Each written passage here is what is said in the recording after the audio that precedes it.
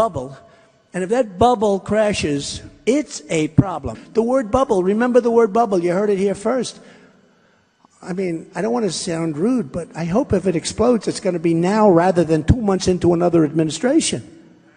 Because honestly, you got yourself problems. We have the worst revival of an economy since the Great Depression.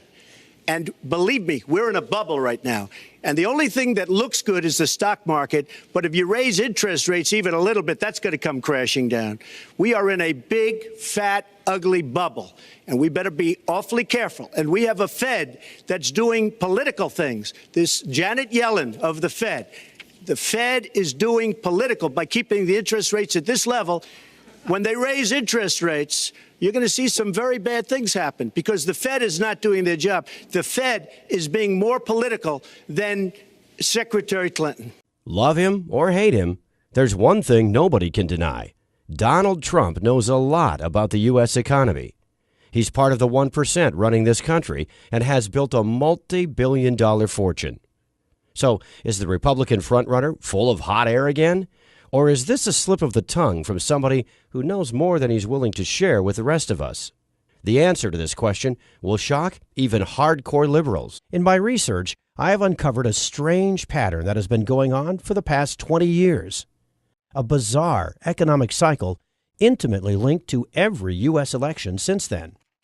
Right now, I will show you the hard facts that led me to this conclusion in plain and simple English, so that by the end of this video, you can make your own choice and be better prepared for what's to come. But to understand how this bizarre pattern works, we need to take a short look back at 1999. When the ball drops on the year 2000, it will be a momentous event for the world and for the U.S. economy, which is closing in on its longest expansion ever. The decade has been marked by strong growth, the lowest unemployment in a generation, and yet remarkably little inflation.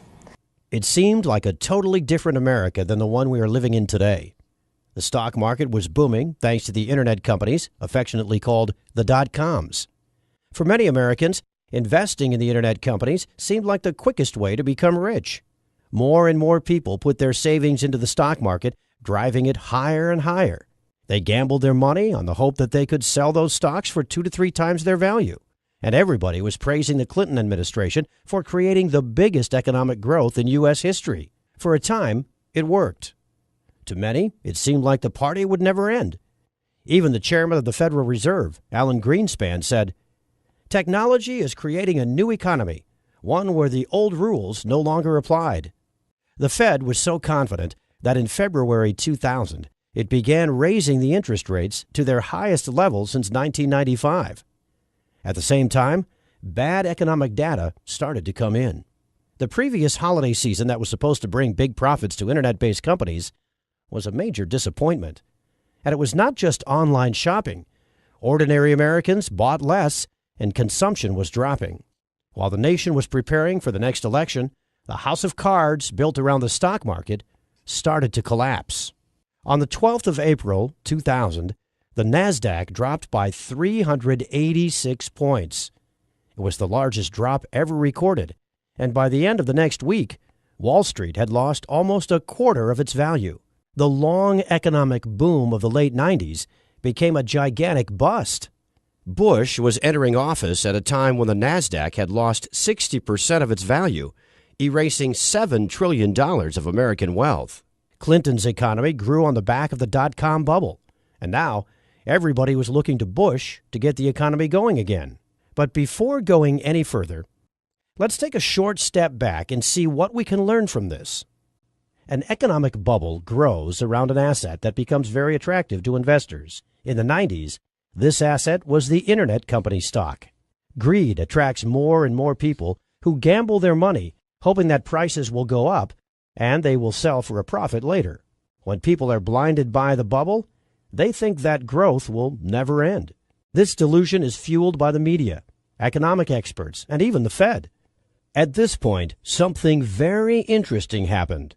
As the economy showed signs of slowing down, the Fed raised the interest rate. And, curiously, some months before the next U.S. election, the bubble bursts, creating massive economic pain. We now have a theory that we can put to the test. A bubble emerges and grows on low interest rates. Investors and speculators are down in, as the experts say.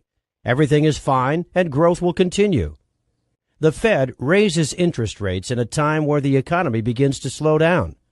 And that specific time is right before the next presidential election. The bubble bursts, and the next president has to deal with the aftermath. If this sounds crazy to you right now, let's put the theory to the test. I do believe in the American dream. I believe there is such a thing as the American dream. Owning a home is a part of that dream. It just is. Right here in America, if you own your own home, you're realizing the American dream. The asset this time was houses. The Federal Reserve had cut interest rates from 6% in 2001 to 1% in 2003. Rock-bottom interest rates created a huge demand for mortgages, as they were cheaper to pay off. Everybody wanted a house, and that pushed prices up. You could get rich just by becoming a homeowner, as the price kept going up. Soon, even people who could not afford to make a down payment or could not provide proof of a steady income and collateral were given loans to purchase new homes. If these people defaulted on their payments, the bankers didn't care. They would be left with a house, an asset that was rising in price. These no down payment, no collateral mortgage loans, called subprime mortgages, were given to millions of low-income families. One of the barriers to home ownership is the inability to make a down payment. And if one of the goals is to increase home ownership, it makes sense to help people pay that down payment. Now, the bankers had a brilliant idea. Bundle up the normal mortgages with the subprime ones and sell them to other banks, pension funds, hedge funds, and sovereign funds. Mortgage payments generated huge profits, and demand was high for this new type of speculative contract, now called collateralized debt obligations, or CDOs. This created the housing bubble. Ben, there's been a lot of talk about a housing bubble, particularly, from the Fed, from all sorts of different places. Can you give us your view as to whether or not there is a housing bubble out there? Well, unquestionably, housing prices are up quite a bit. I think it's important to note that fundamentals are also very strong. We've got a growing economy, jobs, incomes. We've got very low mortgage rates. The experts appeared all over mainstream news, assuring everyone that housing was not a bubble. Wealth has risen dramatically. The United States economy has never been in better shape. There is no tax increase coming in the next couple of years. Monetary policy is spectacular. The Federal Reserve now started to increase interest rates. By 2007, the interest rates had reached 5.25%, and many families with subprime mortgages could not afford to make the monthly payments, and their homes were foreclosed. As more and more houses went up for sale, the prices started dropping. Consumption plummeted. A new crisis had begun, and it would reach its peak in fall 2008, right before the elections. House prices tanked. Banks and other investment funds found that their bulletproof, high-profit CDOs became worthless. No one wanted to buy CDOs or houses anymore. It was a financial bloodbath. The banking giant Lehman Brothers had bet on mortgages and was left holding assets nobody wanted anymore. On the 15th of September, it filed for bankruptcy.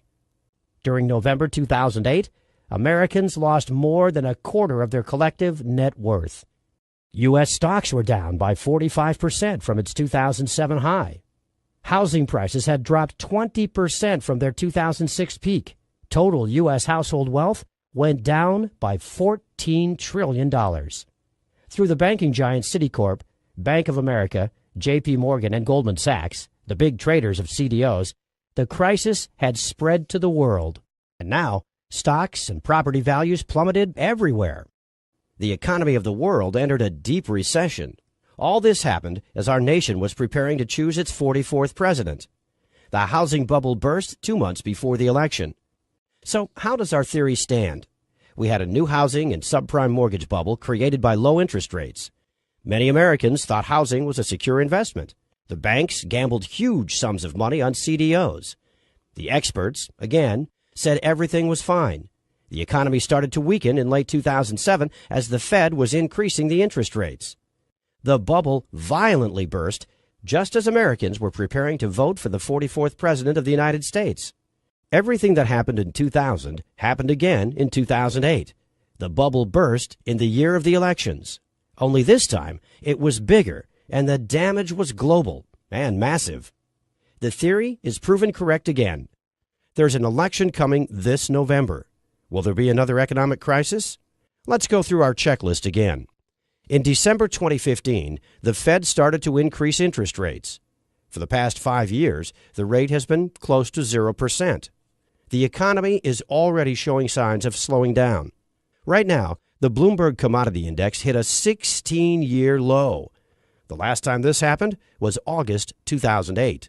Commodities represent all the goods being traded around the world. Everything from oil to coffee, sugar, steel, and copper. When their price slumps, it signals a slowdown in the world economy. Oil is reaching its 2008 low point. The last time the price of oil was this low, the global financial system was melting down. And this time, it will hit the U.S. economy much harder because of the shale miracle. CNBC's Jim Cramer is warning that many U.S. oil companies will become bankrupt if the price of oil remains this low. The price of copper, too, has plunged all the way down to $2. The last time it was this low was just before the stock market crash of 2008. Consumption is slowing down. U.S. imports of goods declined by 6.6% on a year-over-year basis. U.S. exports of goods declined by 10.4% on a year-over-year basis. 2015 was the worst year for holiday spending since 2008. U.S. manufacturing is contracting at the fastest pace that we have seen since the last recession. If just one or two of these indicators were flashing red, that would be bad enough. The fact that all of them seem to be saying the exact same thing tells us that big trouble is ahead. So, what are the experts saying? What do you see right now? Actually, the economy is fundamentally strong. Housing is booming. Technology is booming. Commercial real estate's booming. In all fairness to Obama, during his administration in the last few years, jobs have been created and the jobless rate is way down. If you just kept it simple, you'd say that the United States is growing almost at kind of at trend growth, whether it's 2.5% or just under 3% growth or maybe even a little above it. Well, no, but around trend growth. Following our checklist, we have an election year, the Fed raising interest rates, an economy slowing down, experts saying everything is fine. The only thing that's missing is the bubble that Trump warned will burst before the November elections. Does he know something we don't? The word bubble, remember the word bubble. You heard it here first. I mean, I don't want to sound rude, but I hope if it explodes, it's going to be now rather than 2 months into another administration. Well, to understand exactly what a bubble is, we need to look back at the dot-com and the mortgage CDO bubbles. In both cases, people thought that they had something that would never stop growing, something too big to fail. In both cases, stocks and housing attracted huge sums of money, driving their prices way beyond the actual value. This is just like gambling. Buyers get the asset, hoping they will sell it in the future for a profit. When the bubble bursts, those who are left with the asset suffer huge losses. Right now, I must ask you to give me your full attention. The following 5 minutes will be shocking and a little bit tricky to understand. And I hope you're sitting down for this. My prediction for 2016 is that we will see a banking collapse that will make the 2008 crisis look like a Sunday afternoon picnic. This coming crash will wipe out the entire U.S. financial sector and take with it savings, deposits, retirement funds, pensions. It'll be nothing short of a financial bloodbath. How can this be possible? Well, remember how bubbles are created when something seems to grow indefinitely? The delusion is that something is too big to fail. But the bigger the bubble becomes, the faster it fails. Right now, people think big banks can't fail because of their size and importance in the world economy. It is as blatant as their name suggests. How did we get here? On September 18, 2008, Hank Paulson, the U.S. Secretary of the Treasury, told members of Congress that $5.5 trillion in wealth would disappear by 2 p.m. that day unless the government took immediate action. What took place next was undoubtedly the biggest blackmail in history. The threat: keep the big banks alive, or else the economy implodes and depositors lose their money. In December 2008, the first of many financial stability measures was put into place. The Fed's mission from now on was to keep the big banks alive no matter what. Economists calculated that the total cost of the various measures put into place to accommodate big banks was in excess of $20 trillion up to this year. The too big to fail banks now had a taxpayer-sponsored safety net. The message was clear: do whatever risky business you want. We've got your back. And this is how Congress and the Federal Reserve created the ultimate bubble, the too big to fail bubble. The idea that the too big to fails were going to get cut down to size after the financial crisis has turned into a giant myth. In fact, they've become even bigger. J.P. Morgan Chase, number one among banks in total assets, has seen its base swell to more than $2.5 trillion. The company's deposit base alone has grown by 29% since the end of 2008. The so-called Big Four institutions, J.P. Morgan, Bank of America, Citigroup, and Wells Fargo, continue to distance themselves from the pack, with some $8.2 trillion in total assets. That's 154% more than the rest of the top 50 banks combined. Unfortunately, the old saying, the bigger they are, the harder they fall, will prove correct. And when they collapse, the result will be nothing short of catastrophic for the world economy. But for a bubble to inflate, you also need an asset on which speculation, or rather gambling, has become so rampant and so over the top that a disaster is just waiting to happen. Let me introduce you to the world's biggest and most dangerous casino. It's called the derivatives market. And right now, the total net worth of all outstanding derivatives contracts is a staggering $552.9 trillion, according to the Bank for International Settlements. $552.9 trillion. Let that number sink in for a moment. Total U.S. debt right now stands close to $19 trillion, and most Americans find that shocking. But very few have any idea of how big this financial market is.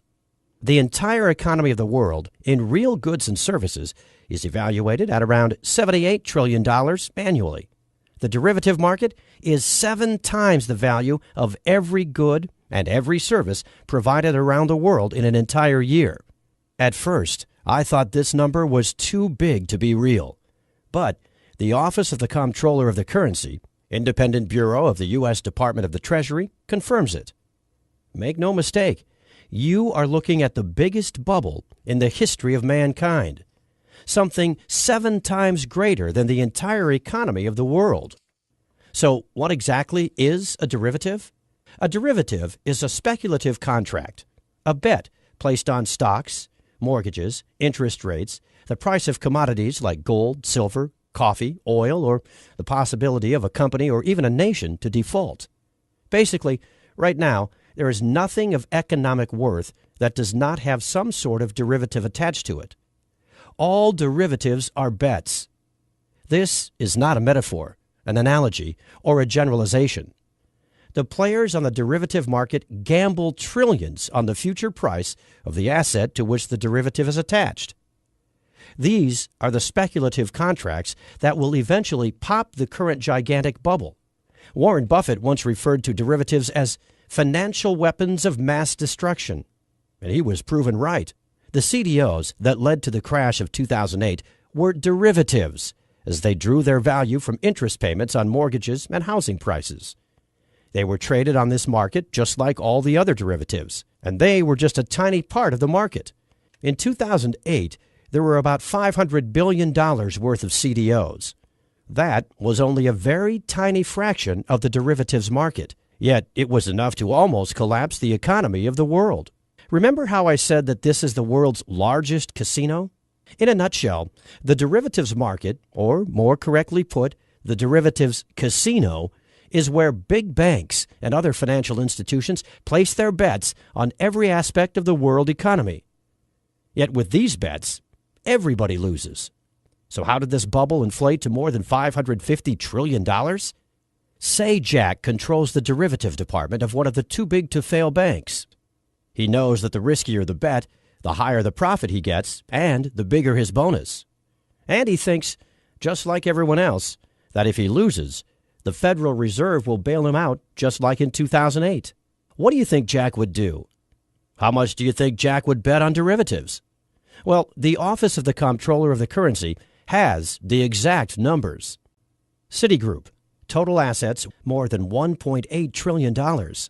Total exposure to derivatives, more than $53 trillion. JP Morgan Chase, total assets about $2.4 trillion. Total exposure to derivatives, more than $51 trillion. Goldman Sachs, total assets less than $1 trillion. Total exposure to derivatives, more than $51 trillion. Bank of America, total assets a little bit more than $2.1 trillion. Total exposure to derivatives, more than $45 trillion. Morgan Stanley, total assets less than $1 trillion. Total exposure to derivatives, more than $31 trillion. Overall, the biggest U.S. banks collectively have more than $247 trillion of exposure to derivatives contracts. This is an amount of money that is more than 13 times the size of the U.S. national debt. And it's a ticking time bomb that could set off financial Armageddon at any moment. This is gambling on the future of the world economy on an unprecedented scale. And just like every other bubble before it, the too-big-to-fail derivatives bubble will burst. The bubble to end all bubbles because of its sheer size. It's inflated to a size far greater than the dot-com bubble and the mortgage CDO bubble combined. This is the final piece of the puzzle. The Fed interest rate hike, the experts claiming everything is okay, the real economy slowing down, and the bubble that is inflated to an unsustainable size. If history repeats itself, 2016 will be the year big banks come crashing down, and the Fed and our government are totally powerless to stop them. Their safety net is made out of straws. It took extraordinary efforts to prop up the big banks in 2008. During Obama's presidency, the U.S. debt doubled, reaching almost $19 trillion. Yet the economy grew at a modest pace of 2% per year. Compare that to the doubling of the derivatives market, and you begin to realize the level of economic pain we are about to feel. This will make the Great Depression of the 30s and the Great Recession of 2008 feel like a picnic. So what would a crash look like? You need only to picture what happened in Greece to get an idea. The first thing that happened is that all the banks closed. The only way people could get their money out was with ATM withdrawals. And they were limited to 60 euros a day. That's about $63. Ask yourself this. If the banks close in the U.S., could you live with $63 per day? Immediately, huge lines formed in front of ATMs. People waited in the scorching heat for hours to get a tiny fraction of their savings and deposits out. 17% of the Greek population is currently unable to meet their daily needs for food. Approximately 30% are living below the poverty line. The official unemployment rate is 27%, 52% of under 25s. In Athens, Greece's capital, one of these is 53-year-old Athenian Vasilis Dimopoulos, who used to earn up to 3,000 euros per month until his employer folded in 2008. I sold my home in 2007, though the small profit I made is now gone. I was on the streets for 6 months, he said. Now, Dimopoulos lives in a Red Cross hostel selling Athens street paper, Shadia. Dionysia Michalidou, retiree. I have no insurance. I have no pension. I have nothing. Since the crisis, suicides have increased by roughly 50%. Emmy Christoulis, daughter of suicide victim. If one Greek was to take up a Kalashnikov, I would be the second. I find no other solution than that of a dignified exit before I begin searching through the garbage for my food. I believe that one day, because the younger generation has no future, they will take up arms and hang the traitors of the nation. Keep in mind that Greece received bailouts in 2015, and yet this is the situation there. Who will be able to bail out the world's largest economy? No one. The crisis brought by the collapse of the too-big-to-fail banks will be global, and it will dwarf anything the world has ever seen. Personally, I expect that everything that happened in Greece will happen in the U.S., but on a much greater scale, and the impacts will be far worse. I have studied economics for the past 35 years. I have seen it go through good times, and I have studied the bad ones. I went through the numbers over and over again, thinking this is not real, thinking I had made a mistake somewhere. But many other economic experts say the same thing. The same experts who warned us about the crisis coming in 2008 are all sounding the alarm bells. Peter Schiff, Gerald Celente, Mark Faber, and many others are predicting a disaster for 2016. To be completely honest with you,